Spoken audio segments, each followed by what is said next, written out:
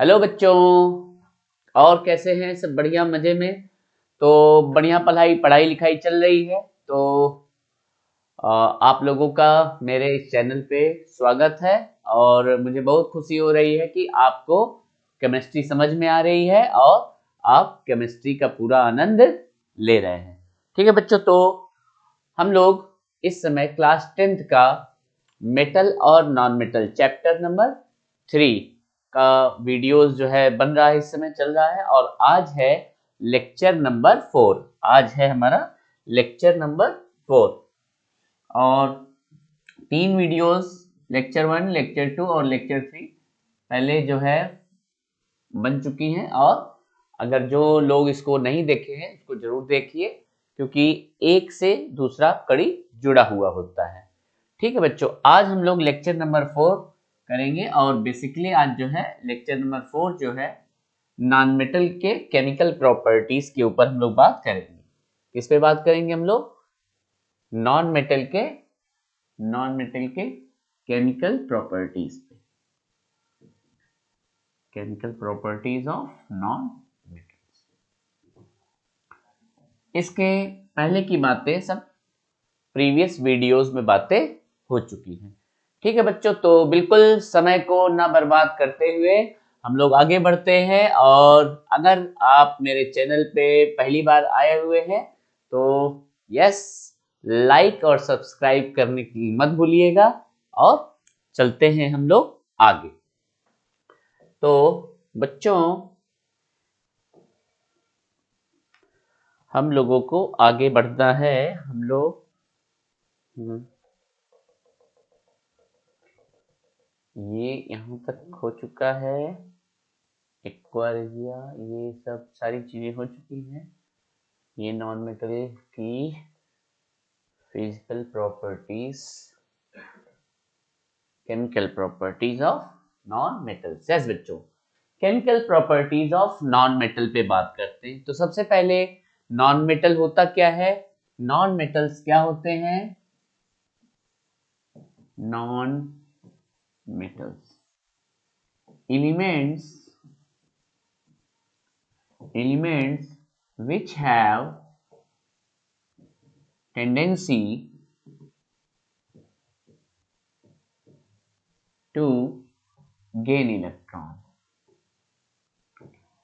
to complete their valence shell। ठीक है बच्चों, तो अपने वैलेंस शेल को कंप्लीट करने के लिए, अपने वैलेंस शेल को नोबल गैस कॉन्फ़िगरेशन में ले जाने के लिए ऐसे एलिमेंट्स नॉन मेटल्स क्या करते हैं? इलेक्ट्रॉन्स का गेन करते हैं। इनके हम कुछ एग्जांपल्स देखते हैं। जैसे सपोज करिए नाइट्रोजन का एटॉमिक नंबर है 7, कॉन्फ़िगरेशन क्या है? 2,5। तो नाइट्रोजन क्या करेगा बच्चों? नाइट्रोजन अपने आप को स्टेबल करने के लिए, नोबल गैस कॉन्फ़िगरेशन में ले जाने के लिए, अपने ऑक्टेट को पूरा करने के लिए 3 इलेक्ट्रॉन क्या करेगा? गेन करेगा। और ये बनाएगा बच्चों नाइट्राइड आयन। ठीक है बच्चों, और इसी तरीके से तो इसका मतलब नाइट्रोजन हमारा क्या है? नॉन मेटल है, क्योंकि इलेक्ट्रॉन गेन करता है। ऑक्सीजन 2 इलेक्ट्रॉन्स को गेन करके बनाएगा क्या बच्चों? ऑक्साइड बनाएगा। तो ऑक्सीजन भी हमारा क्या है? नॉन मेटल है। Fluorine, yes, fluorine 1 electron, 2 7 electronic, atomic number 9, atomic number 9 and electronic configuration is 2 7 2 8। Complete करने के लिए फ्लोरीन 1 इलेक्ट्रॉन को गेन करके बनाएगा फ्लोराइड आयन, और इसका अब कॉन्फ़िगरेशन हो जाएगा बच्चों 2 8। यस, तो बच्चों ऐसे एलिमेंट्स जिनके अंदर इलेक्ट्रॉन गेन करने की टेंडेंसी होती है उनको बोलते हैं हम लोग नॉन मेटल्स। ठीक है बच्चों, इसमें या इन लोगों को हम लोग इलेक्ट्रोनेगेटिव एलिमेंट्स भी बोलते हैं। नॉन मेटल्स को और क्या बोलते हैं? नॉन मेटल्स जनरली क्या होते हैं? इलेक्ट्रोनेगेटिव, इलेक्ट्रोनेगेटिव होते हैं, जिनके अंदर इलेक्ट्रॉन गेन करने की क्षमता होती है, जिनके अंदर इलेक्ट्रॉन गेन करने की कैपेबिलिटी होती है। ऐसे एलिमेंट्स को हम लोग क्या बोलते हैं बच्चों? Electro negative elements. ठीक है बच्चों, तो आगे बढ़ते हैं और बात करते हैं हम लोग इनके केमिकल प्रॉपर्टीज की। और अगला जो प्रॉपर्टी है हमारे नॉन मेटल्स की, सबसे पहली प्रॉपर्टी देखते हैं इनके रिएक्शंस ऑक्सीजन के साथ। नॉन मेटल बच्चों ऑक्सीजन के साथ रिएक्शन करके ऑक्साइड्स बनाते हैं ना, जैसे कार्बन कोक ले लिया और ऑक्सीजन के साथ है ना reaction with oxygen. Non metals का रिएक्शन किससे कराना है? ऑक्सीजन के साथ। तो carbon is a non metal, oxygen के साथ रिएक्शन करके ये बनाता है बच्चों कार्बन डाइऑक्साइड गैस। सल्फर से रिएक्शन, सल्फर का मॉलिक्यूल किसमें? S8 में होता है। ऑक्सीजन से रिएक्शन करके बनाता है बच्चों सल्फर डाइऑक्साइड गैस। और ये अब इसको बैलेंस करना है तो ये 8 और इधर भी 8। ठीक है बच्चों, तो सल्फर ऑक्सीजन से रिएक्ट करके बनाता है sulphur dioxide gas. Phosphorus reaction करके बनाता है, फास्फोरस ऑक्सीजन के साथ रिएक्शन करके बनाता है और आपको पता है कि फास्फोरस का जो मॉलिक्यूल होता है वो टेट्रा एटॉमिक होता है। ठीक है बच्चों, तो फास्फोरस ऑक्सीजन से रिएक्शन करेगा और बनाएगा P4O10 या डाइमर ऑफ, और ऐसे भी बोल सकते हैं P2O5 का डाइमर 2 टाइम्स। तो this is the dimer of phosphorus pentoxide. इसको बैलेंस करते हैं बच्चों, यहाँ पर है 10 ऑक्सीजन और यहाँ पर, तो ये बैलेंस हो गया। तो बैलेंस करना आपको मैंने पहले से ही सिखा दिया है बच्चों। तो ऑक्सीजन के साथ नॉन मेटल्स रिएक्शन करके नॉन मेटल ऑक्साइड्स बनाते हैं। ठीक है बच्चों, अब ये सल्फर डाइऑक्साइड की बात कर रहे थे। सल्फर डाइऑक्साइड फर्दर ऑक्सीजन के साथ रिएक्शन करके ये बनाता है क्या बच्चों? सल्फर डाइऑक्साइड फर्दर ऑक्सीजन से रिएक्शन करके बनाता है सल्फर ट्राइऑक्साइड। ठीक है बच्चों, और यहाँ पर एक कैटलिस्ट वेनेडियम पेंटाऑक्साइड यूज होता है और आगे चल करके इसी से हम लोग सल्फ्यूरिक एसिड बनाते हैं। वाटर से रिएक्शन करके क्या बनाएंगे बच्चों? Sulphuric acid. This is a very very important reaction to form the sulphuric acid. ठीक है बच्चों, तो इस तरीके से और रिएक्शंस, तो सारे रिएक्शंस हम लोगों ने देख लिया। कार्बन के साथ रिएक्शन देखा हम लोगों ने, फास्फोरस के साथ रिएक्शन देखा हम लोगों ने, और सल्फर के साथ देखा हम लोगों ने। तो आगे हम लोग देखते हैं, आगे की बात करते हैं nature of oxides of non metals. Non metals के ऑक्साइड्स जो होते हैं, ऑक्साइड्स ऑफ नॉन मेटल्स का नेचर कैसा होता है बच्चों? नॉन मेटल के ऑक्साइड्स होते हैं एसिडिक नेचर के होते हैं। अब एसिडिक ऑक्साइड्स बनाते हैं, एसिडिक ऑक्साइड्स होते हैं ये, मतलब एसिडिक नेचर में होते हैं। और एसिडिक ऑक्साइड्स होते क्या है ना, एसिडिक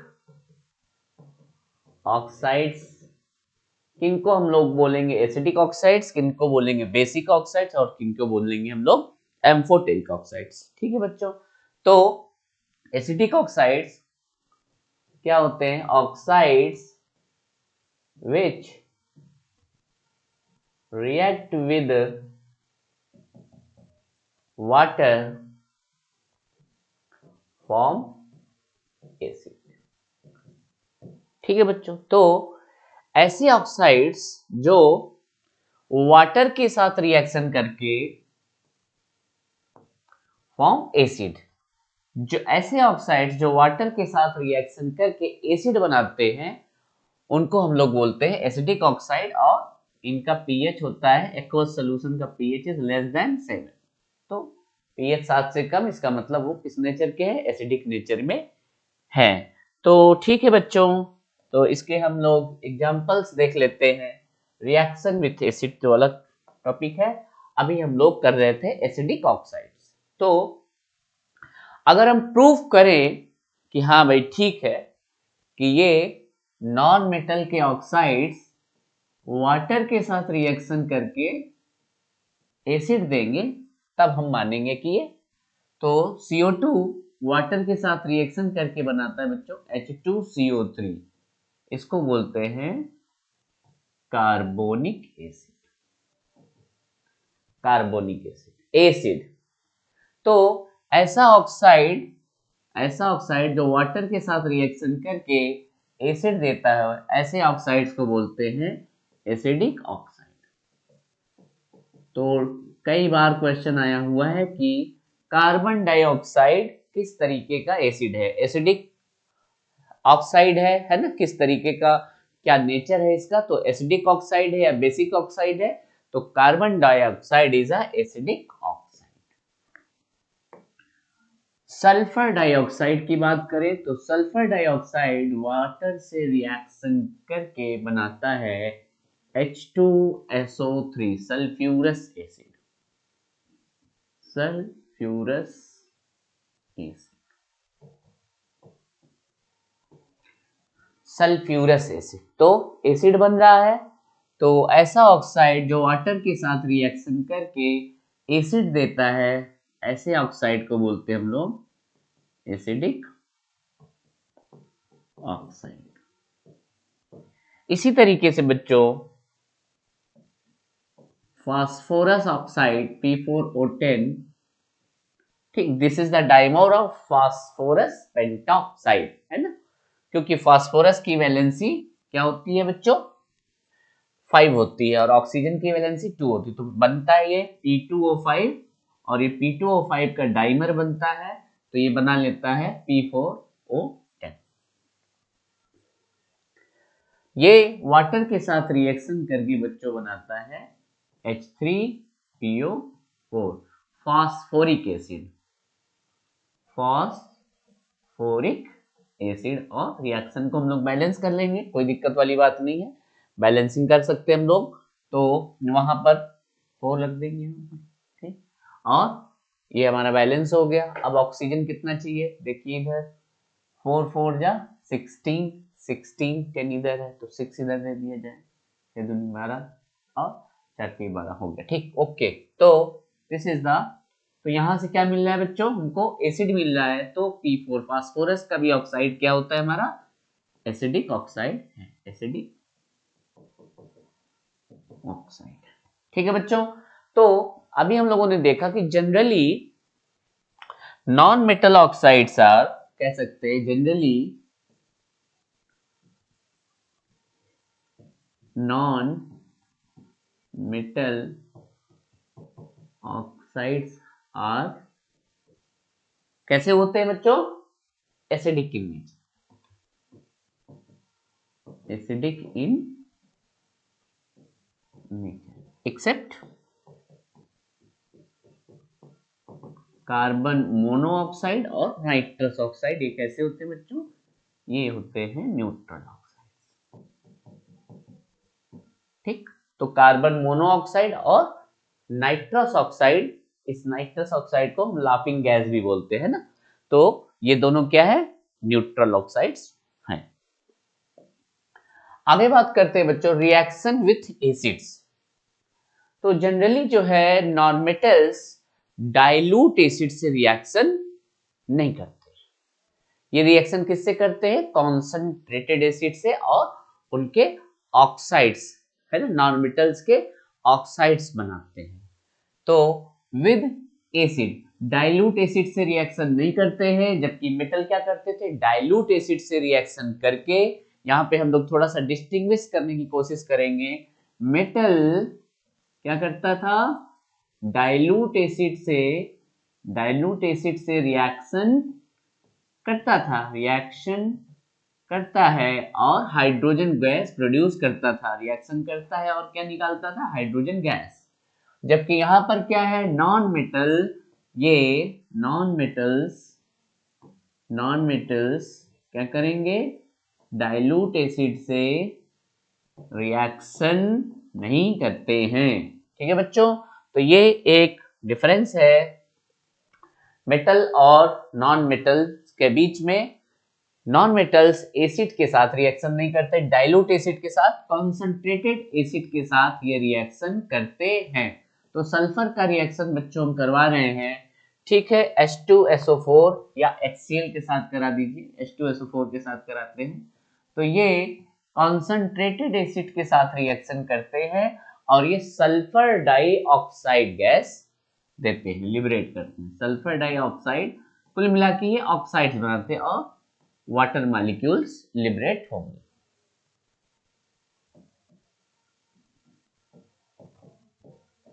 ठीक है बच्चों, तो एसिड के साथ ये कैसा रिएक्शन करते हैं, कॉन्सेंट्रेटेड एसिड के साथ ये लोग रिएक्शन करते हैं।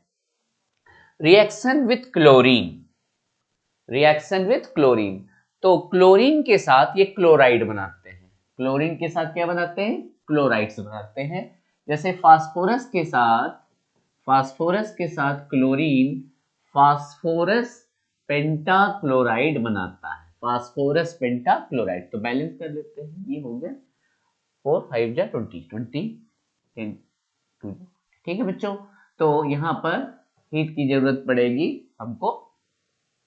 फास्फोरस या नॉन मेटल्स क्लोरीन के साथ रिएक्शन विद क्लोरीन देख रहे हैं तो ये नॉन मेटल क्लोराइड्स बनाते हैं। ये क्या है, फास्फोरस पेंटाक्लोराइड, फास्फोरस पेंटाक्लोराइड। ठीक है बच्चों, सल्फर के साथ रिएक्शन करके, सल्फर के साथ रिएक्शन ये करता है और सल्फर के साथ बनाता है sulphur monochloride H2Cl2। H2Cl2 asset ले लेते हैं H2Cl2, तो यहाँ पर 4 टाइम्स यहाँ पर भी, तो ये बताता है, इसको बोलते हैं बच्चों sulphur in the presence of heat, sulphur monochloride. Sulphur monochloride का यूज रबड़ वगैरह में किया जाता है ना, इसको जो है वल्केनाइजेशन वगैरह करने के काम में लाया जाता है और क्लोरीनेशन करने के काम में आता है। बहुत सारे ऑर्गेनिक केमिस्ट्री में एक बहुत ही अच्छा रिएजेंट का काम करता है सल्फर मोनोक्लोराइड। ठीक है बच्चों, तो समझ में आ रही है चीजें, बातें समझ में आ रही हैं। आगे हम लोग पढ़ते हैं नॉन मेटल्स का रिएक्शन किसके साथ, नॉन मेटल्स का रिएक्शन हाइड्रोजन के साथ। तो नॉन मेटल्स हाइड्रोजन के साथ रिएक्शन करते हैं और बनाते हैं कोवैलेंट कंपाउंड्स। कोवैलेंट में क्या होता है, शेयरिंग ऑफ इलेक्ट्रॉन्स। तो ठीक है बच्चों, सल्फर के साथ हाइड्रोजन रिएक्शन करके H2S गैस बनाता है, सल्फर है ना, हाइड्रोजन सल्फाइड गैस। कौन सा गैस है बच्चों, ये है hydrogen sulphide gas. Hydrogen sulphide gas बनाता है किसके साथ, सल्फर के साथ रिएक्शन करके। सल्फर के साथ रिएक्शन करके हाइड्रोजन क्या बनाता है बच्चों, H2S गैस बनाता है। अमोनिया भी बनाता है हाइड्रोजन। हाइड्रोजन नाइट्रोजन के साथ, नाइट्रोजन के साथ रिएक्शन करके बच्चों, और ये रिएक्शन कैसा होता है, ये रिवर्सिबल रिएक्शन होता है और इससे बनता है अमोनिया। हाइड्रोजन के साथ है ना, हाइड्रोजन किसके साथ, नाइट्रोजन के साथ रिएक्शन करके क्या बनाता है बच्चों, ये बनाता है अमोनिया गैस। और इसी अमोनिया गैस से आगे चल के क्या बना देंगे, ये बन जाएगा यूरिया। ठीक है बच्चों, एक्ट एज ए फर्टिलाइजर। तो बच्चों ये रिवर्सिबल रिएक्शन है और यहाँ पर एक कैटलिस्ट काम करता है। यहाँ पर अगर हम टेम्परेचर की बात करें तो 773 केल्विन टेम्परेचर होता है और एक हाई प्रेशर होता है। यहाँ पर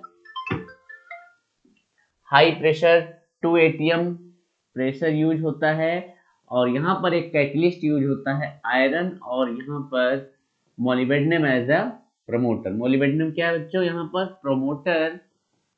आयरन क्या है यहाँ पर, as a catalyst.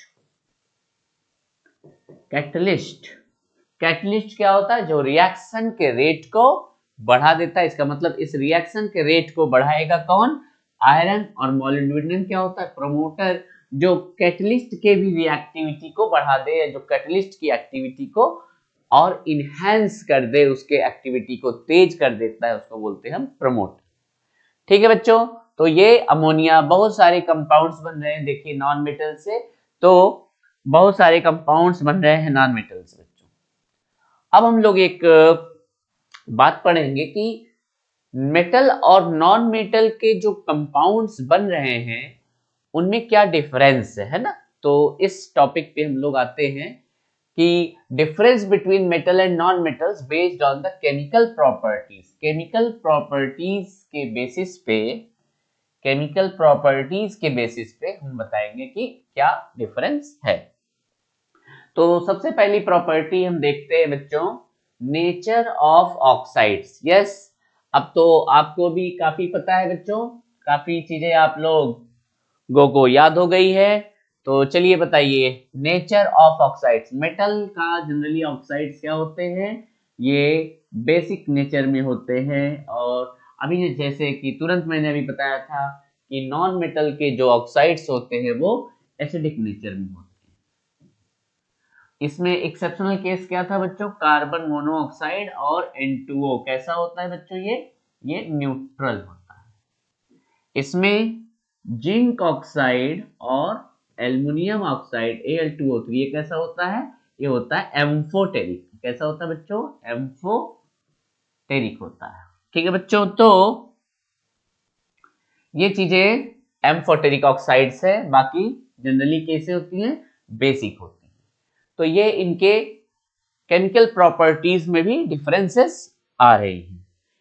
Electrochemical behaviour, हम सभी जानते हैं कि मेटल्स क्या करते हैं, मेटल लॉस ऑफ इलेक्ट्रॉन्स करके कैटायन, लॉस ऑफ इलेक्ट्रॉन्स करते हैं and form cation and they are electropositive, है ना। कैटायन बनाते हैं इसीलिए ये इलेक्ट्रोपॉजिटिव होते हैं। मेटल्स कैसे होते हैं बच्चों, इलेक्ट्रो पॉजिटिव होते हैं। इसका जस्ट अपोजिट ये क्या करते हैं, गेन ऑफ इलेक्ट्रॉन करते हैं, गेन ऑफ इलेक्ट्रॉन्स करते हैं। और गेन ऑफ इलेक्ट्रॉन कौन सा, ये वाला ले लेते हैं, ठीक। गेन ऑफ इलेक्ट्रॉन, और ये क्या बनाते हैं, फॉर्म, क्या फॉर्म करते हैं बच्चों, ये फॉर्म करते हैं anion. Yes, negatively charge species बनाते हैं और इसीलिए इनको हम लोग बोलते हैं they are electronegative, they are electronegative elements. तो बच्चों अगला डिफरेंस जो है मेटल और नॉन मेटल की केमिकल प्रॉपर्टीज में है बच्चों, action with dilute acid. Yes, very good. और अभी हम लोगों ने चर्चा किया था कि action with dilute acid, metal dilute acid से रिएक्शन करते हैं और लिबरेट हाइड्रोजन गैस, दे लिबरेट हाइड्रोजन गैस। और ये non metals not react with dilute acid से ये लोग रिएक्शन करते नहीं हैं। ठीक है बच्चों, अगला पॉइंट आता है नेचर ऑफ कंपाउंड्स। तो मेटल जनरली आयनिक कंपाउंड बनाता है। कैसे कंपाउंड बनाता है बच्चों, आयनिक कंपाउंड।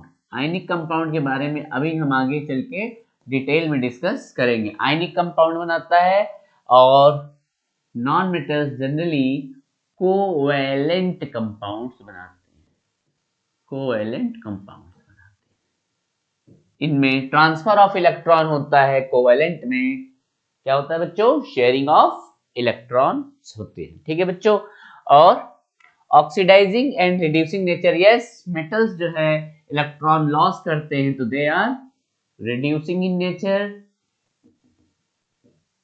और ये इलेक्ट्रॉन्स गेन करते हैं तो they are oxidising in nature.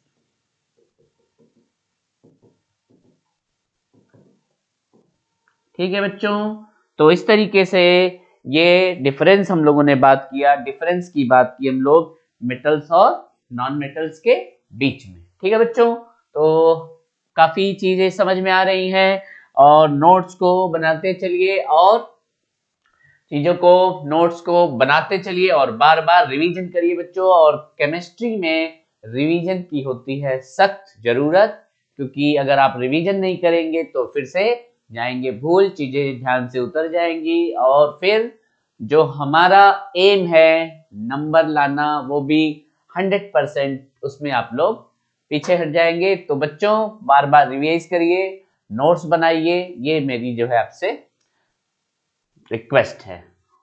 How do metals react with non metals, आगे की बातों को चर्चा करते हैं बच्चों लोग। How metals react with the non metals, ठीक है। तो मेटल्स के अंदर खासियत होती है, दे आर इलेक्ट्रॉन लूजर्स, है ना, ये इलेक्ट्रॉन को लूज करते हैं। और नॉन मेटल्स के अंदर खासियत क्या होती है बच्चों, they are electron gainers, electron gainers. तो बस बात बन गई। तो मेटल्स क्या करेंगे, इलेक्ट्रॉन को देंगे, और नॉन मेटल क्या करेंगे, इलेक्ट्रॉन्स को लेंगे। और इसका सीधा सीधा एग्जांपल हम आपको देते हैं सोडियम क्लोराइड का। तो सोडियम का एटॉमिक नंबर है 281, क्लोरीन का एटॉमिक नंबर है 17 और कॉन्फ़िगरेशन है 287। अब बच्चों ये दोनों अपने आप को स्टेबल करने के लिए कहां पर ले जाना चाहते हैं, नोबल गैस कॉन्फ़िगरेशन में ले जाना चाहते हैं। तो ये नोबल गैस में कॉन्फ़िगरेशन में जाने के लिए एक इलेक्ट्रॉन का लॉस कर सकता है, एक इलेक्ट्रॉन डोनेट कर सकता है, और क्लोरीन एक इलेक्ट्रॉन का गेन कर सकता है। तो बच्चों लेविस स्ट्रक्चर बना के हम आपको दिखाते हैं। लेविस स्ट्रक्चर में क्या होता है कि वैलेंस शेल इलेक्ट्रॉन को हम यहाँ शो करते हैं। क्लोरीन के पास है यहाँ पर 4 5 6 7, तो ये इलेक्ट्रॉन, तो इलेक्ट्रॉन को देने वाले को बोलते हैं डोनर, और इलेक्ट्रॉन को लेने वाले को बोलते हैं एक्सेप्टर। और जहां पर हो, ये क्या हो रहा है बच्चों, यहाँ पर हो रहा है ट्रांसफर ऑफ इलेक्ट्रॉन। और जहां पर ट्रांसफर ऑफ इलेक्ट्रॉन होता है, और ऐसे बॉन्ड को बोलते हैं इलेक्ट्रोवैलेंट बॉन्ड, या इसी का दूसरा नाम है आयोनिक बॉन्ड।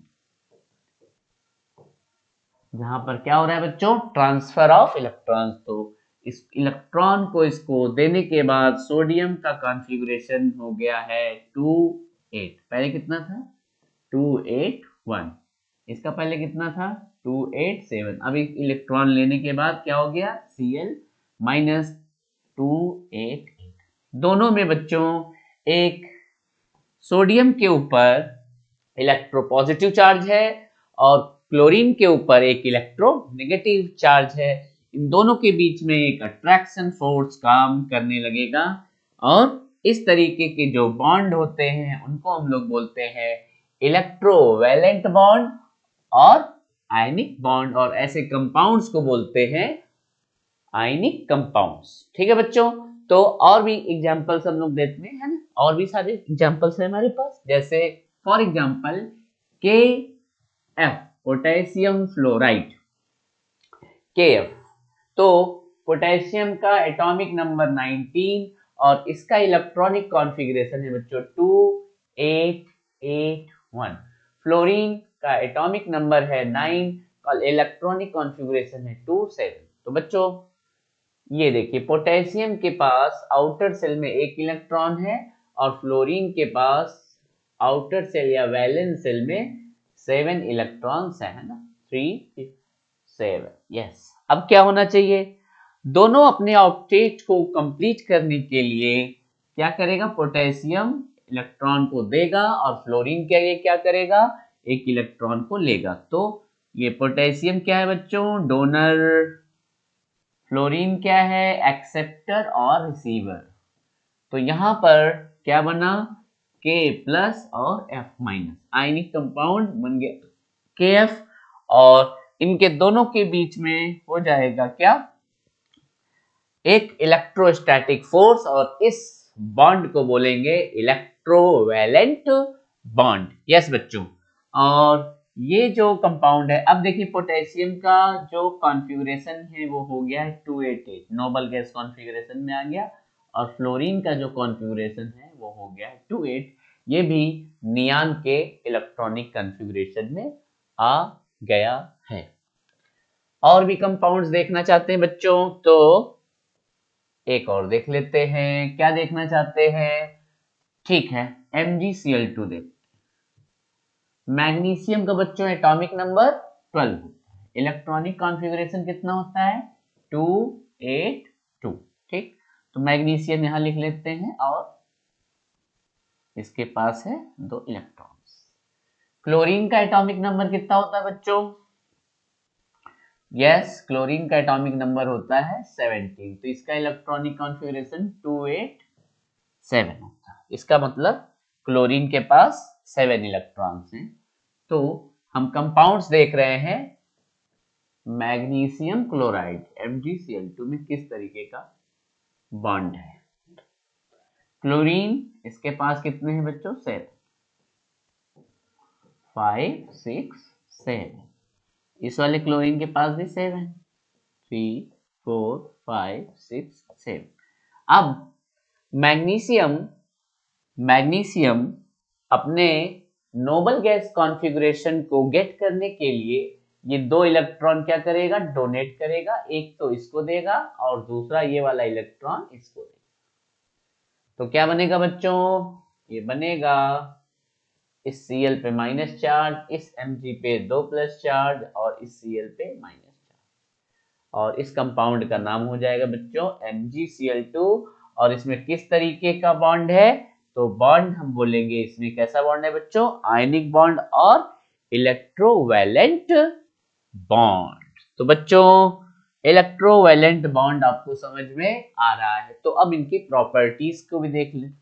जिन भी कंपाउंड्स में आयनिक बॉन्ड होगा, जहां पर कैसा बॉन्ड होगा? Ionic bond. इसका दूसरा नाम भी बताया हमने, क्या बताया था? इलेक्ट्रोवैलेंट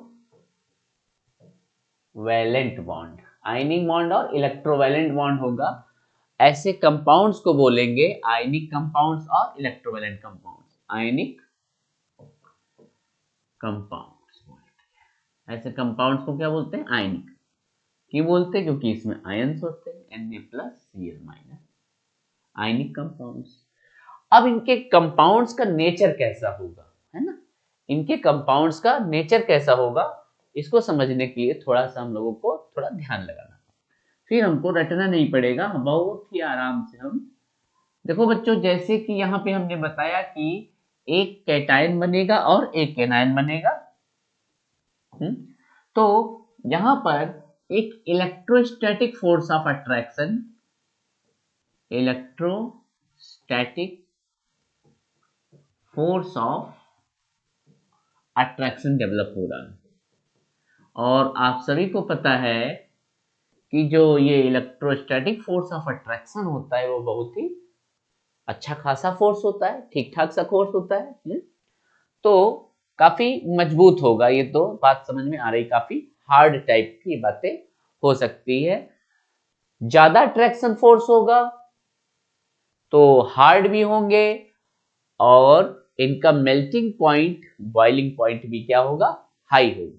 तो इन सब बातों का हम लोग बहुत ही आराम से पता लगा सकते हैं। तो फिजिकल स्टेट की सबसे बात करते हैं, तो ज्यादातर जो फिजिकल स्टेट होता है इनका क्या होता है बच्चों? सॉलिड होता है। और सॉलिड में भी स्पेशली ये कैसे होते हैं?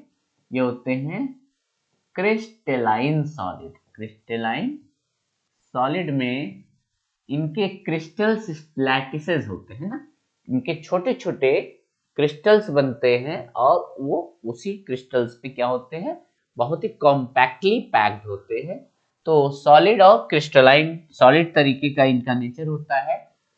अब इस तरीके का कॉम्पैक्ट होता है, इनमें स्ट्रॉन्ग इलेक्ट्रोस्टैटिक फोर्स होता है, तो इनका जाहिर सी बात है मेल्टिंग पॉइंट, बॉइलिंग पॉइंट कैसा होना चाहिए बच्चों? मेल्टिंग पॉइंट, बॉइलिंग पॉइंट कैसा होता है इनका? काफी ज्यादा होता है। सॉल्युबिलिटी की अगर बात करें तो ये सॉल्यूशंस में बच्चों सॉल्वेशन क्रिएट करते हैं और ये आयंस देते हैं। अगर हम बात करें सोडियम क्लोराइड की, तो सोडियम क्या करेगा? Na+ बनाएगा। मान लीजिए हमने इसको पानी में डाल दिया, है ना, एक्वस, और क्लोराइड भी पानी में घुल गया। तो बच्चों ये क्या करता है? वाटर के साथ या सॉल्वेंट के साथ ही लो इस तरीके से, और वाटर भी कैसा है? पोलर है। तो वाटर के मॉलिक्यूल्स इनको हाइड्रेट करें इस तरीके, है ना। तो वाटर कैसा होता है? H2O, पोलर होता है, तो H OH। देखिए ध्यान से कैसा होता है, इस पे है प्लस और इस पे है माइनस, है ना। तो एक तरीके से पोल्स यहाँ डेवलप हो रहा है, तो प्लस के पास कौन सा, माइनस वाले। इस तरीके से वाटर के मॉलिक्यूल्स इन आयंस के पास आकर के जुड़ जाए, तो ये काफी सॉल्युबल होते हैं ना। और क्लोराइड के पास भी इस तरीके से जो है आकर के जुड़ेंगे, इस तरीके से जुड़ेंगे, है ना, क्लोराइड के पास।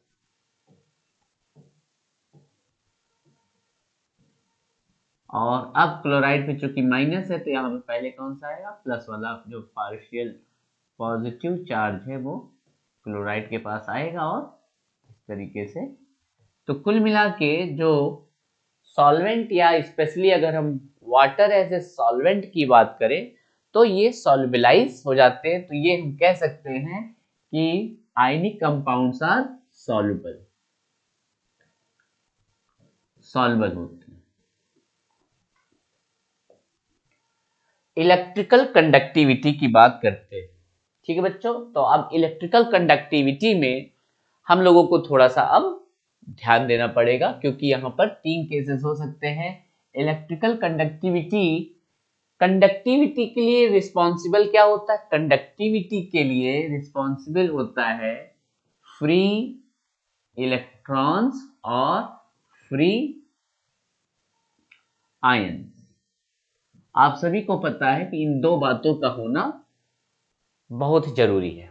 अगर हमारे पास फ्री इलेक्ट्रॉन्स भी नहीं है और आयंस भी फ्री नहीं है, आयन है लेकिन फ्री नहीं है, मोबाइल नहीं है, तब भी कंडक्शन नहीं हो पाएगा। तो जैसे मेटल्स में हम लोगों ने देखा था, तो मेटल्स में क्या होते हैं, फ्री इलेक्ट्रॉन्स होते हैं, इसलिए बहुत ही अच्छे कंडक्टर्स होते हैं। All metals are very good conductors, metals are very very good conductors. तो ठीक है बच्चों, तो यहाँ पर 3 केसेस क्या बन सकता है कि जो आयनिक कंपाउंड है, आयनिक कंपाउंड, सपोज करिए हम बात करते हैं किसकी, NaCl की बात करते हैं। अब NaCl के 3 स्टेट्स की बात करते हैं। पहला हम ले लेते हैं सॉलिड, दूसरा हम लोग बात करते हैं मॉल्टन, पिघला हुआ, और तीसरा हम लोग बात कर देते हैं एक्वस में, है ना। NaCl एक्वस मतलब पानी में घुला हुआ, एक्वस सोल्यूशन या सोल्यूशन वाले स्टेट में। अब इन तीनों स्टेट्स में क्या क्या स्थितियां हो सकती हैं, इसको हम लोग थोड़ा सा ध्यान दें। जैसा कि हमको पता है आयंस होते हैं, सोडियम क्लोराइड में Na+Cl- होगा।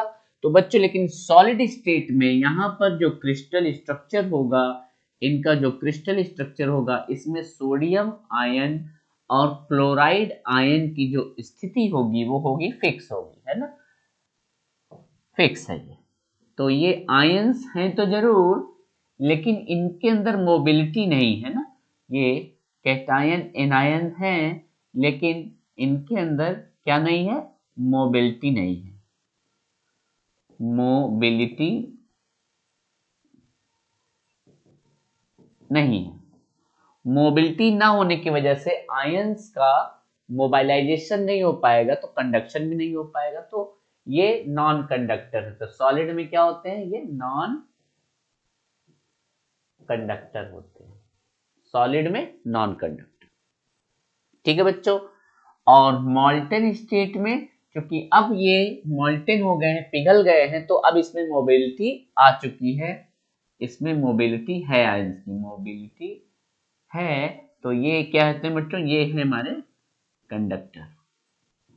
यहाँ पर भी आयंस हमारे फ्री है, तो ये भी होता है कंडक्टर। तो बच्चों बहुत ही ध्यान देने वाली बात है, आयनिक कंपाउंड्स सॉलिड स्टेट में, सॉलिड स्टेट में अगर NaCl की बात किया जाए तो वो नॉन कंडक्टर है, जबकि मॉल्टन स्टेट और एक्वस स्टेट में, सोल्यूशन के स्टेट में कैसा है, कंडक्टर होता है, क्योंकि वहां पर आयंस फ्री होते हैं, ठीक है बच्चों। तो आई थिंक आपको एंजॉय आ रहा है, समझ में आ रही है बातें, और चीजें जो है बहुत ही अच्छी चल रही हैं आप लोग को, ऐसा होप कर रहा हूं। और डिट सीट वगैरह भी आ गई है, तो बहुत अच्छे से तैयारी करिए बच्चों, और नोट्स बना करके रिवीजन करिए। सारे NCERT के क्वेश्चन या जितने भी प्रीवियस ईयर प्रीवियस ईयर का क्वेश्चंस लगाना बेटा बहुत जरूरी है ना। प्रीवियस ईयर्स के 5 to 10 ईयर्स के क्वेश्चंस आप बार बार लगाएंगे। अगर किसी तरीके के भी कोई क्वेश्चंस में प्रॉब्लम आती है तो उसको आप जो है कमेंट्स में लिखिए बच्चों।